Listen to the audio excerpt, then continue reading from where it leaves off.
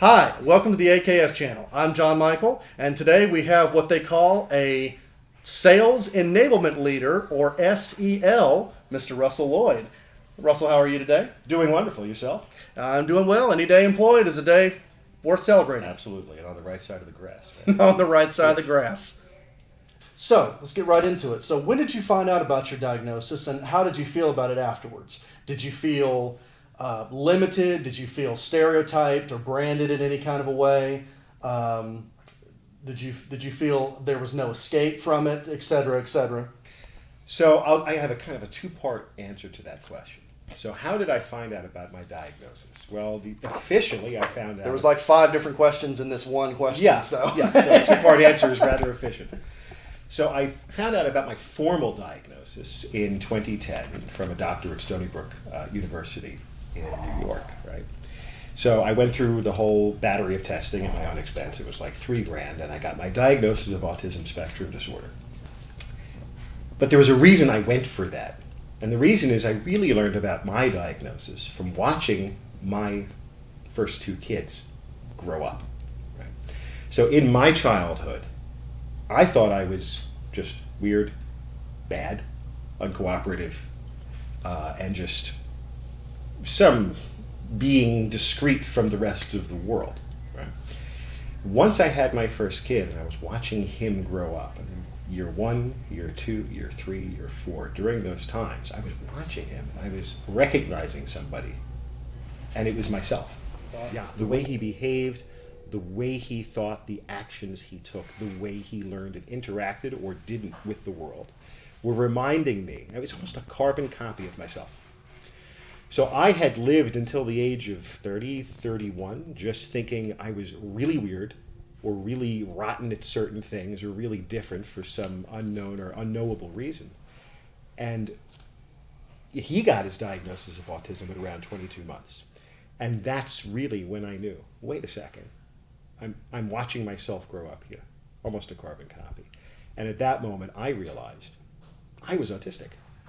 And of course, in 1970, I was born in 71, right? 75 and 76 and 77 and 78, if you weren't extremely autistic, for lack of a better term, if you weren't completely dysfunctional, then there was no spectrum about it. You were just thrown in with the emotionally disturbed kids, with the violent kids, and even then there was no spectrum on that, right? I mean, we don't refer to kids as emotionally disturbed or violent anymore, right? We look at root causes and we look at treatment, right? And we look at potential mainstreaming and integration as ultimate conclusions to any therapeutic trajectory. So I had no therapy. I had no help. It was just, this kid needs to be segregated. This kid is bad. This kid needs to spend almost every night in his room with the door shut. And all of that resolved once I realized, wait a second, I recognize this. So in 2010, going for my official diagnosis was just that piece of confirmation, right? I just didn't want to be self-diagnosed. I'm not a doctor. So I went for that diagnosis, and that really provided the validation icing on the cake. So tell us about any support you may have received. You just said that you haven't really received very much of it, but tell us about any support at all that you may have received from family, school, recreation for your special needs, if you received any at all, and how it's helped. How did it help? So, and that's a great question. And the truth is, I didn't receive any formal supports. There just weren't any, right? I remember back in kindergarten, I slept through most of kindergarten. I would fall asleep in class. I would be paying absolutely no attention. I remember my teacher, Sharon Levin, calling on me and asking me a question about the alphabet or a number or a color or a shape or something like that, and being totally just at that moment brought back into the world, right? And I remember being brought to the principal's office and threatened with special ed. They thought that I just wasn't following along.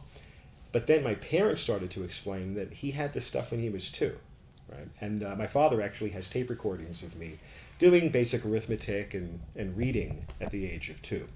So it went from special education to let's get this kid tested for some type of gifted program. And I went into a gifted program called the Astor program in Brooklyn and struggled there. And of course, I struggled scholastically because I was absolutely struggling with everything else, right? With the entire social aspect of life, with the entire social aspect of school, and with the amount of stress that can place on somebody with no way to interact with the world, and who's being given no tools to do so. It makes success in any other area of life pretty difficult. I would spend time being taken out of class and playing chess with guidance counselors. I remember doing that a lot, playing chess with the principal. Did you win most of the time? I won a lot of the time, but I'm not sure how hard my opponent was trying. And that was about it. I mean, there just wasn't any help.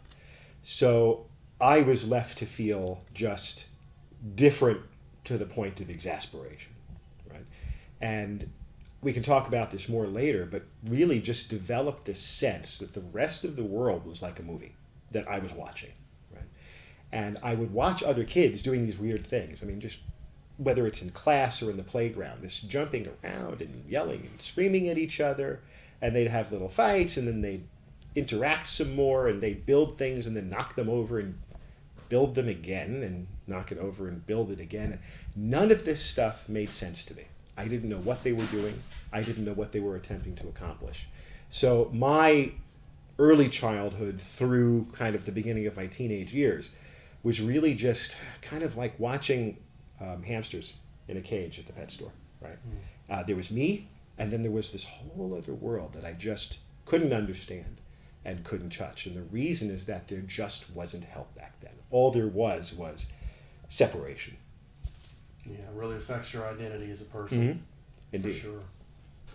So, what are some challenges that you'd say that you receive as an autistic adult on a regular basis? So, another great question, right? It kind of follows up from my previous discussion. So, the challenges were integrating with the world. The challenges were having any peer relationships, right? I enjoyed adult conversation, right? When I was at family's house and there were other small children, when they went off to play with whatever objects they could find somewhere in a corner, which didn't appeal to me, I sat with the adults listening to them and trying to contribute. The problem is when you're 7, that's seen as precocious, so you're sent away. So now you have no environment. I can't hang with the grown-ups. I have no idea how to interact with these other bizarre creatures that are, at this point, like throwing little things at each other and laughing about it. So where do I end up?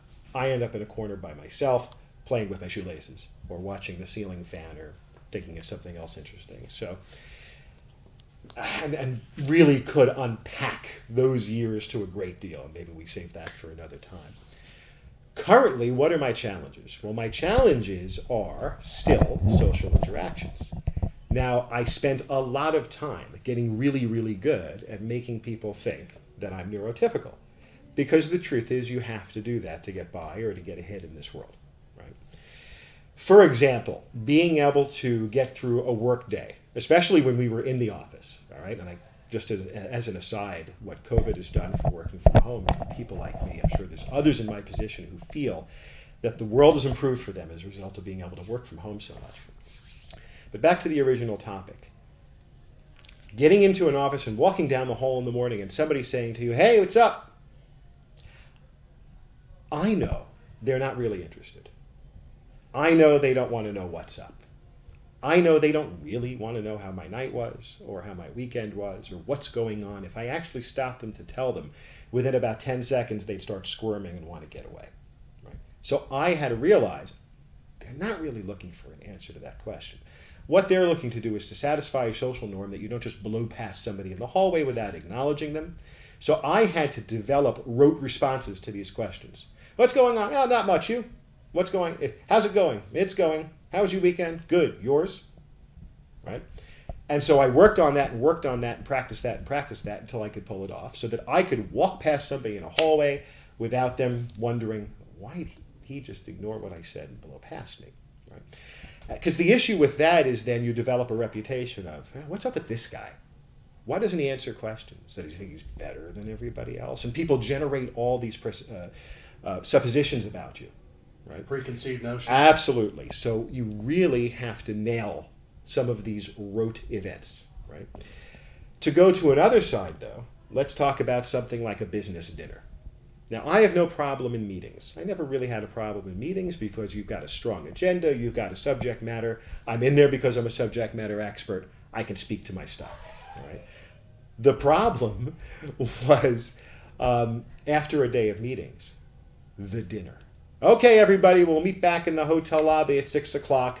And for those who didn't have to fly here and have their cars, we'll carpool to the restaurant, right? And of course, you end up at 6 o'clock in the lobby. Everybody's late. So now you're drinking beers at the hotel bar. Then you've got to ride in somebody else's car with 2, 3, 4 other people to a dinner where you're going to wait half an hour for a table socializing at the place's bar. And then you're going to sit down, you're going to order, you're going to eat, and you're going to get more drinks. And after about 4 hours of this, I am completely exhausted. Drained. Absolutely drained. It took a long time to learn how to pull it off. And of course, what's the it here? The it here is pretending I am interested in the lives of everybody else at the table. Going through the quid pro quo of them telling me something about them, and now I have to tell them something about me, right? And sharing life with people that I intend never to see or speak to outside of the office. Right? I never played poker with people from work. I never had them over to my house, all right, with one rare exception. They don't belong in my house. The work people are at work. They belong in the hallways there. They don't belong in my dining room. They don't belong in my kitchen. They don't belong in my basement. They don't belong in my backyard. So I always had that separation, and I like it that way. But that dinner, by the time I got out of there, and I always made sure I wasn't the first to leave, but I was always the second.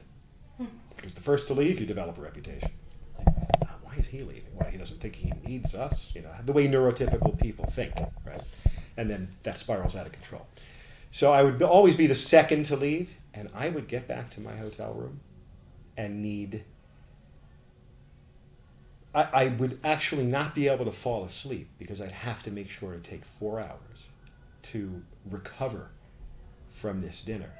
And what am I recovering from?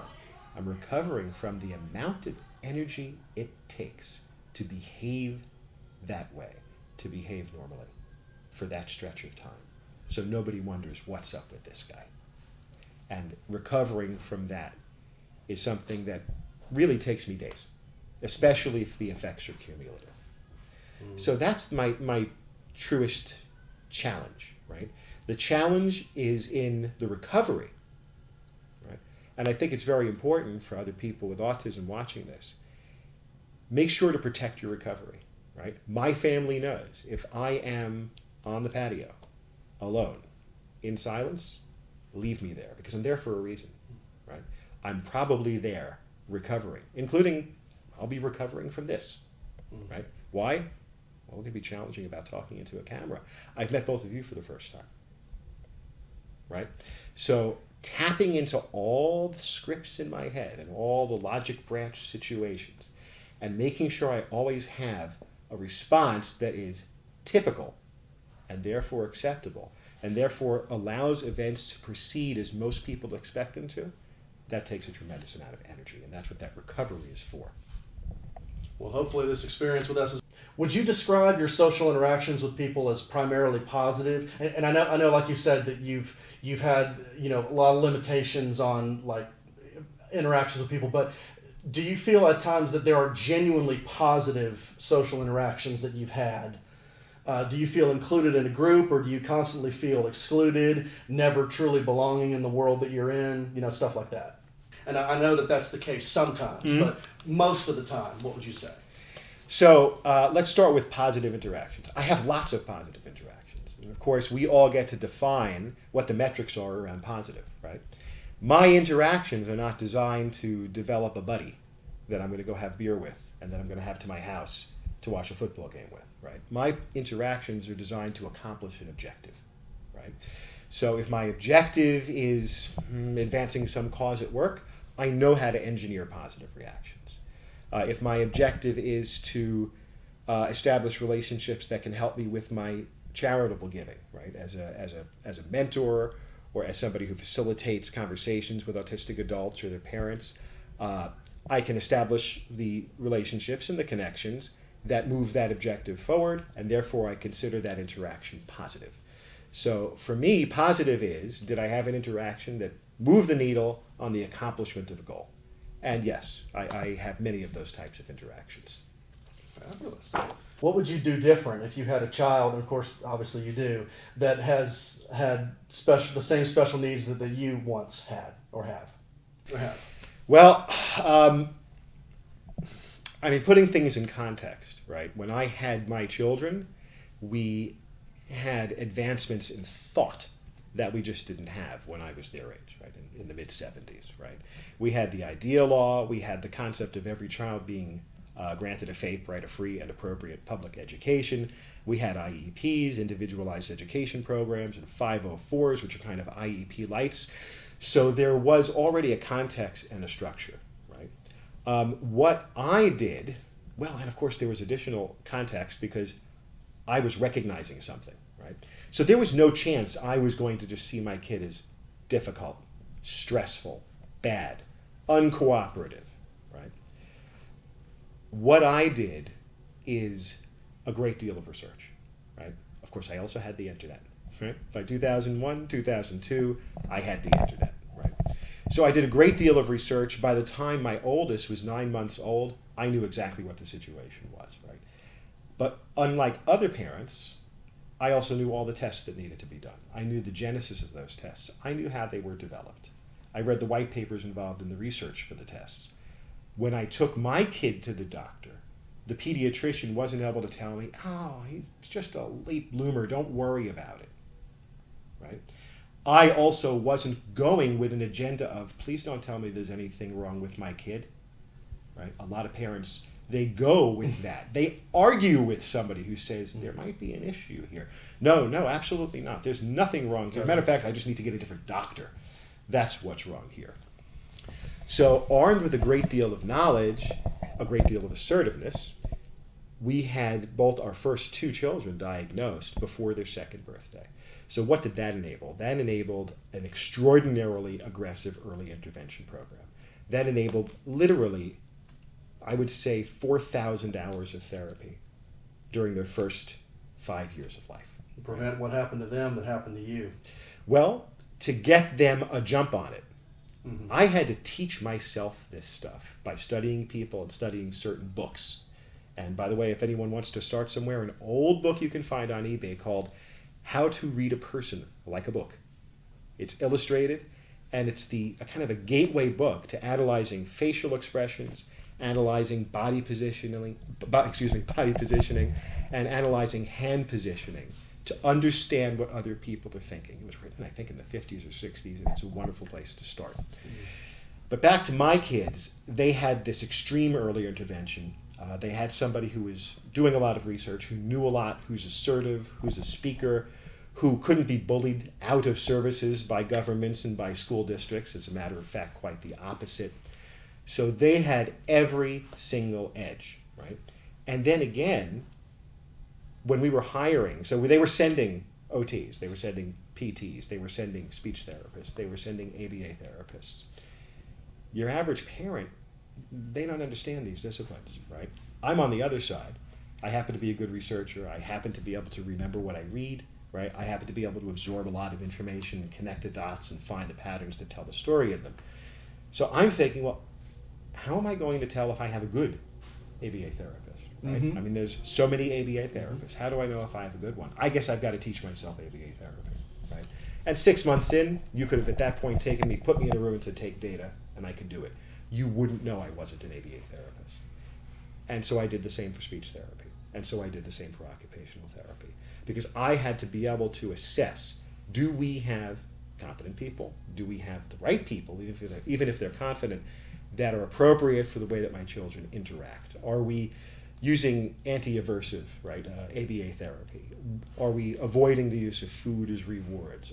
So what my kids had is the support of a father and mother with a tremendous knowledge base, a great degree of assertiveness, and the realization that while everyone else was out there going, Don't tell me there's something wrong with my kid. And certainly don't label them. Well, if you label them, that'll follow them around and it'll handicap them. And we're saying, without that label, your kid is not going to get the services they need.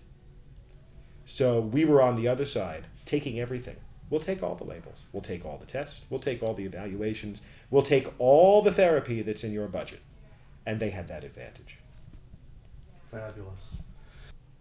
So if you had the chance, what advice would you give to parents who have autistic children? What's some things that you wish that they knew?